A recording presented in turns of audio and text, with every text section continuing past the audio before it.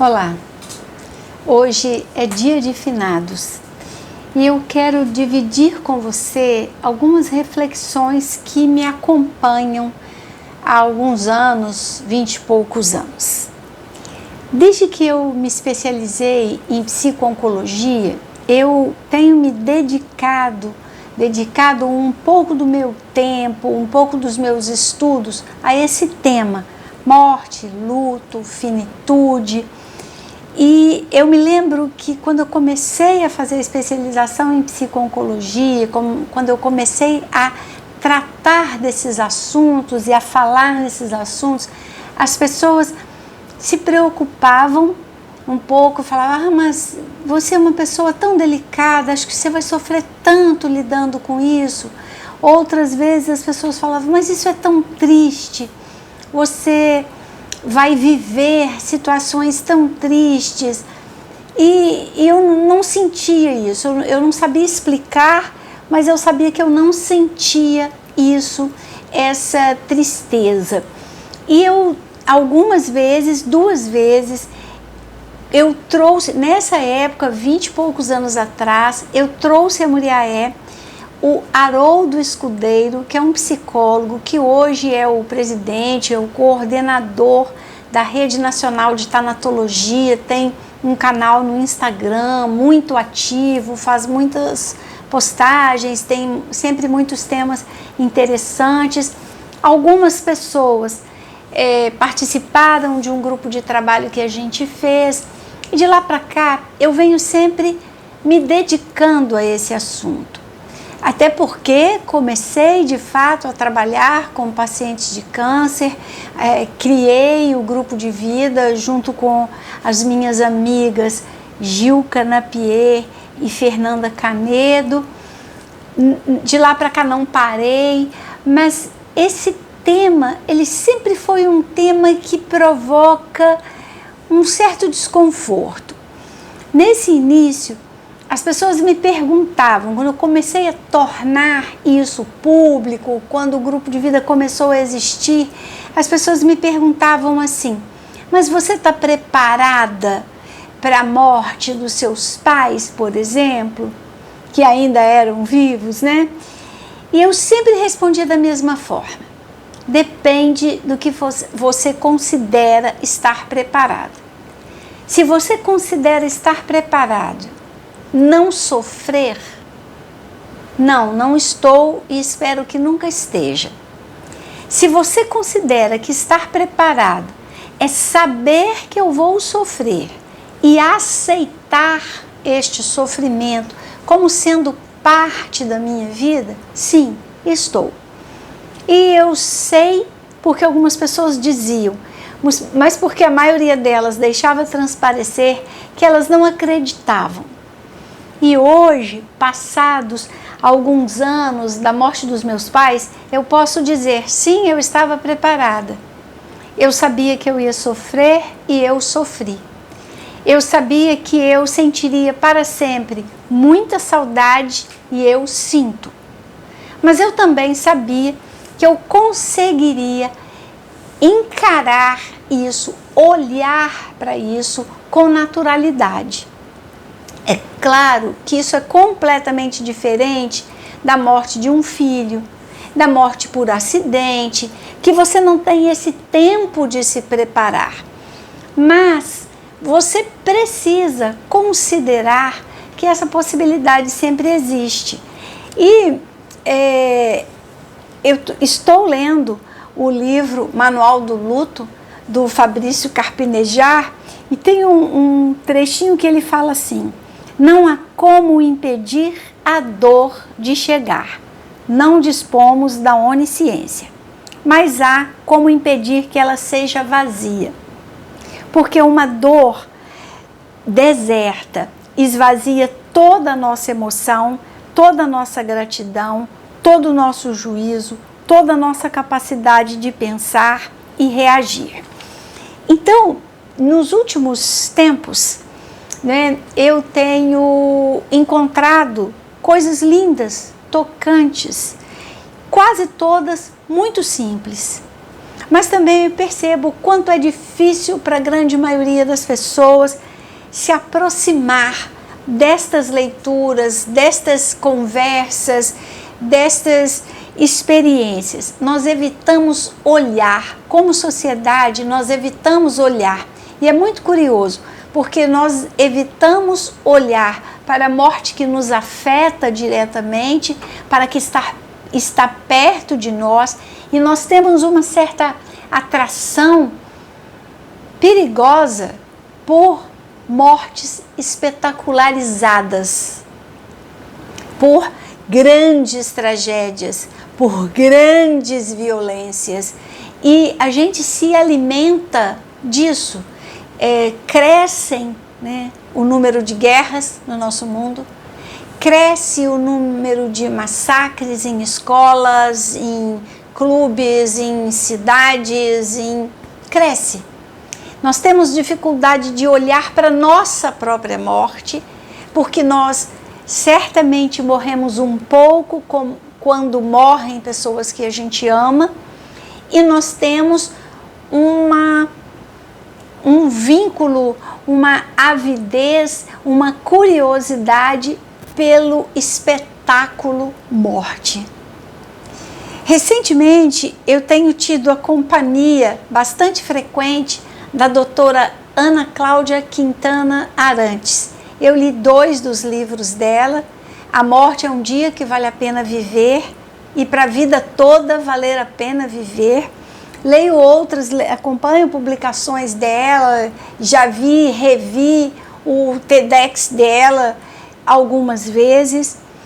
Também acabei de ler ontem a tríade da Ana Michele, que era uma menina que viveu com câncer dos 28 aos 40 anos. Ela morreu em janeiro desse ano. Escreveu 3 livros da vida dela, desse enfrentamento, do viver com câncer, do viver consciente da própria finitude, e ela foi muito importante. Ana Mi é semente, e nós vamos ver a Ana Mi florescer durante muitos anos. A doutora Ana Cláudia era uma das pessoas, né, que trabalhava com a Ana Mi, e ela criou a página Paliativas também no Instagram. Se esse assunto te interessa, procure a Rede Nacional de Tanatologia, a doutora Ana Cláudia Quintana Arantes, a página Paliativas, que a Ana Michele criou e que continua viva depois da partida dela. E, como eu já falei, também estou lendo o Fabrício Carpinejar, e li recentemente o velho terapeuta, né, o antigo, o idoso Irving Yalom, num livro que ele e a mulher escreveram, Capítulos Alternados, um livro em que eles se despedem um do outro e se despedem da vida como eles a conheceram e a viveram juntos, porque viveram juntos muitos anos.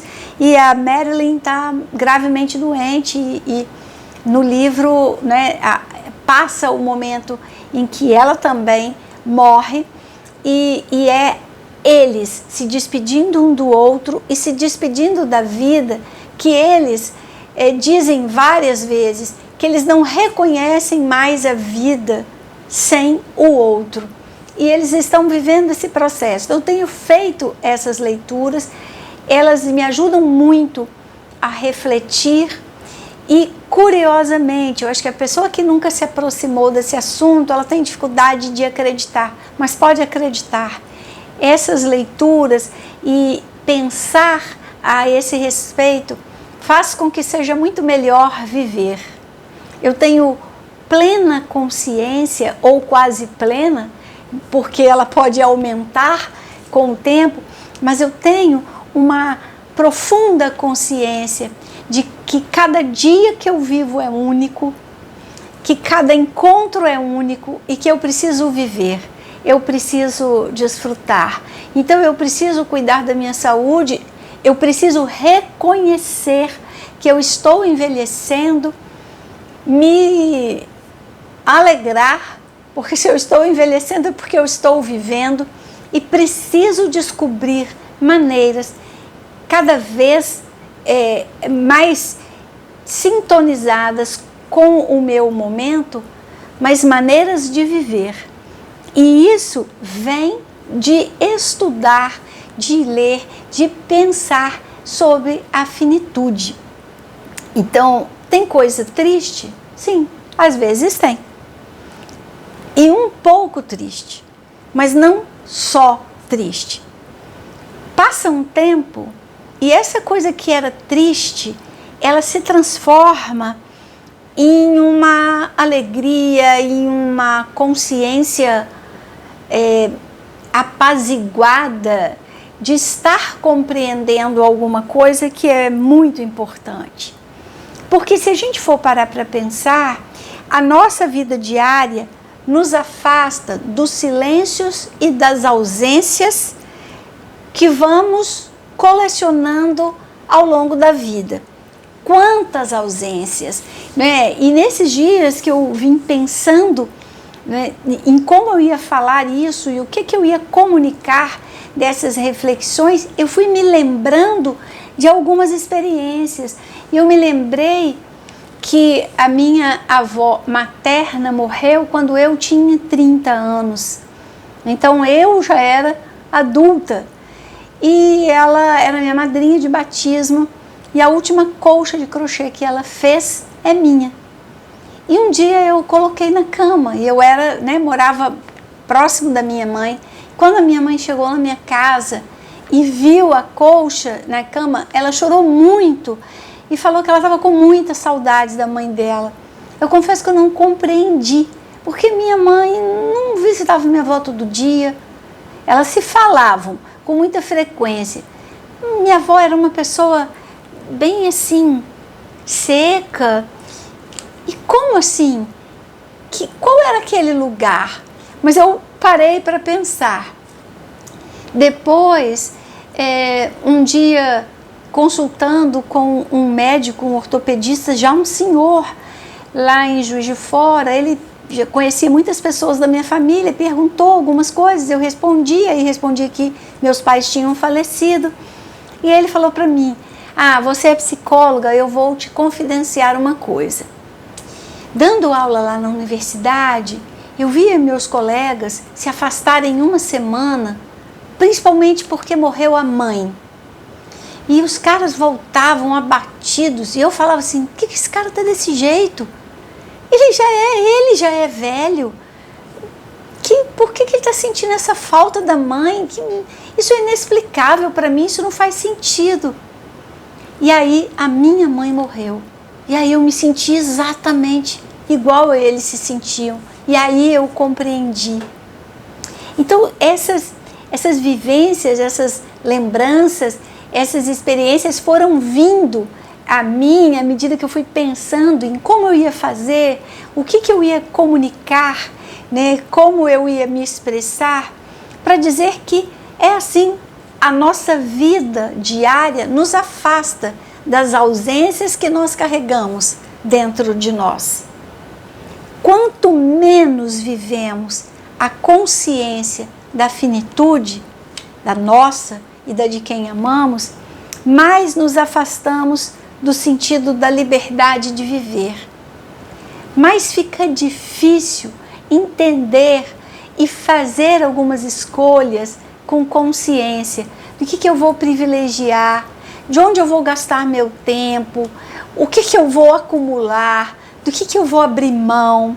Se eu não penso que isso, que a finitude é certa, eu talvez me esqueça de fazer algumas escolhas.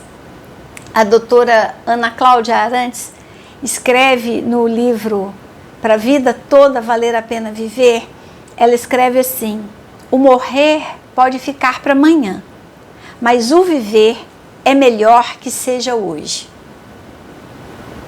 Sobre a morte, nós não temos nenhum controle, nem sobre a nossa, nem sobre das pessoas que nós amamos. Mas sobre a vida nós temos algum controle, não todo, nunca, mas algum controle. E o que nós temos para viver? O que há? O que a vida nos oferece? O viver em plenitude é individual. A minha plenitude será diferente da sua, que por sua vez será diferente da de outras pessoas, também nos diz a doutora Ana Cláudia. Sempre e nunca são advérbios que não cabem mais à medida que envelhecemos. Se nunca fez, faça agora, se faz algum sentido para você. Se sempre fez de um jeito, faça de outro. Passe a fazer de outro. Será preciso fazer diferente. Porque nós queremos resultados diferentes fazendo as coisas do mesmo jeito. Não vai dar. Né? Então nós queremos que o mundo seja melhor, mais compassivo, que as pessoas sejam mais amorosas. Nós queremos receber mais amor, mais compreensão, mas nós queremos pensar menos nestas coisas que nos incomodam. Então nós não vamos conseguir, porque nós precisamos pensar nelas para entender que nós precisamos mudar de rota, ou às vezes só de estratégia. Às vezes é só mudar a estratégia, às vezes é só mudar o tempo das coisas. De nada nos adianta ignorar a finitude, nem a nossa, nem a daqueles que amamos. Não é preciso ter medo do fim, pois o fim é certo. Não é razoável desperdiçar tempo com bobagens, porque ele é finito. Entregue-se à alegria de estar ao lado de quem ama, porque um dia isso vai acabar, de uma forma ou de outra. Mas o amor verdadeiro sobrevive à morte do corpo. É no amor e apenas nele que mora a verdade da vida, a tão sonhada eternidade. E esses são trechos do livro da doutora Ana Cláudia, e são muito bonitos, porque ela fala, ela é sempre muito pessoal, ela fala da relação dela com a mãe, ela conta que ela sempre levava a mãe dela para votar, porque elas votavam no mesmo lugar ou próximo. E aí na primeira eleição, depois da morte da mãe, ela se viu fazendo o trajeto que ela fazia para buscar a mãe. E aí se deu conta, né? E isso o Fabrício Carpinejar também fala, não existe cura para o luto. O luto vai sendo revivido à medida que você vai vivendo e vai tendo que se encontrar com a ausência dessa pessoa tão importante. Ele passa a ser uma companhia. O quanto vai ter de dor e o quanto vai ter de sofrimento depende do olhar que você dedicar. Depende do quanto você aceitar viver esta ausência, representar essa ausência na sua vida comum. A vida não se esgota com a morte, a vida não acaba com a morte. Você mantém o vínculo de amizade além do tempo. Por isso mesmo, não tem como fugir da saudade, não tem como escondê-la. De alguma maneira, as pessoas que perdemos passam a habitar em nós. E a doutora Ana Cláudia escreve de uma maneira linda que eu não resisti e trouxe para vocês assim, palavra por palavra. Meus pais moram dentro de mim, portanto, não correm mais qualquer risco de morrer. Habitando-nos, as pessoas que perdemos, entre aspas, permanecerão vivas eternamente. Por isso, hoje, dia de finados, não é só um dia triste. Sentimos tristeza sim, mas não só. E a tristeza é um sentimento muito necessário para a nossa existência. Só sentirá tristeza quem amou. quanto mais amor houve na relação, mais saudade, mais tristeza e mais paz. Porque é uma saudade que ela tem em si um conforto. Eu sinto muita falta. Eu sinto muita falta de comprar uma coisa e mostrar para minha mãe. Eu sinto muita falta de fazer algumas perguntas para ela. Mas isso não dói. Isso é natural. Eu sinto muita falta de ouvir o meu pai contar as histórias dos encontros dele com pessoas diferentes. Meu pai conhecia Minas, os nossos mais de 800 municípios, acho que ele não conhecia muito poucos, conhecia pessoas e contava e trazia. E tem histórias tão bonitas de a gente reencontrar algumas das pessoas que ele conhecia e ter o prazer de se apresentar. Eu vivi isso recentemente. Eu estava no velório de um grande amigo, um anjo da guarda, dono de transportadora, que era o Wilsinho, da Eureka, e eu vi passar um senhor. E eu olhei para ele e falei, eu sei quem é ele. Ele é um amigo do meu pai. Ele foi, na hora que ele voltou, eu fui falar com ele. Eu fui me apresentar e eu perguntei, o senhor é tal pessoa? Ele olhou para mim e falou, sou. Eu falei, olha, acho que o senhor não me conhece, eu sou filha. Quando eu comecei a falar, ele segurou a minha mão e falou, eu sei quem é você. Você é filha do meu grande amigo, Filim Floriano. Me abraçou e conversou e lembrou e falou, e se emocionou, eu também me emocionei. E um homem sério, fechado, quando ele se despediu de mim, ele falou, olha, eu vou te dar um outro abraço e eu também vou te dar um beijo, porque eu estou muito feliz de ter encontrado você e de você ter vindo falar comigo. Essa é a presença do meu pai. É encontrar as pessoas, falar com elas, porque foi assim que eu aprendi com ele. Então, essa é a presença.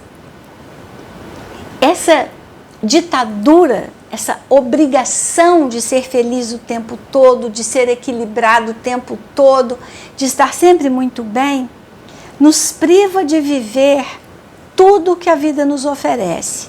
E isso, em geral, não é bom, porque tem hora que é de ficar triste. E a gente tem que ser capaz de ficar triste. Porque se a gente não é capaz de ficar triste, se a gente nivela para estar sempre naquela linha, a gente também não vai ficar muito alegre, porque a gente não vai poder sair muito dessa linha, porque vai poder perder o controle. Então, estar sempre feliz, estar sempre alegre, estar sempre bem, é não se aprofundar na vida. E quando você não se aprofunda, dificilmente você vê sentido naquilo que a vida traz para você, que nem sempre é bom. Nem sempre é bom. Se eu pudesse escolher, queria que meus pais, meus tios, alguns primos que também já partiram, que estivessem todos aqui, que a gente pudesse estar sempre junto. Mas as histórias, aquilo que vivemos, as lembranças, e é muito curioso, gente, quando a gente é jovem e vê as pessoas mais velhas falando isso, a gente acha que com elas é assim, mas com a gente vai ser diferente. Não é diferente. À medida que a gente envelhece, a gente vai gostando muito de se lembrar.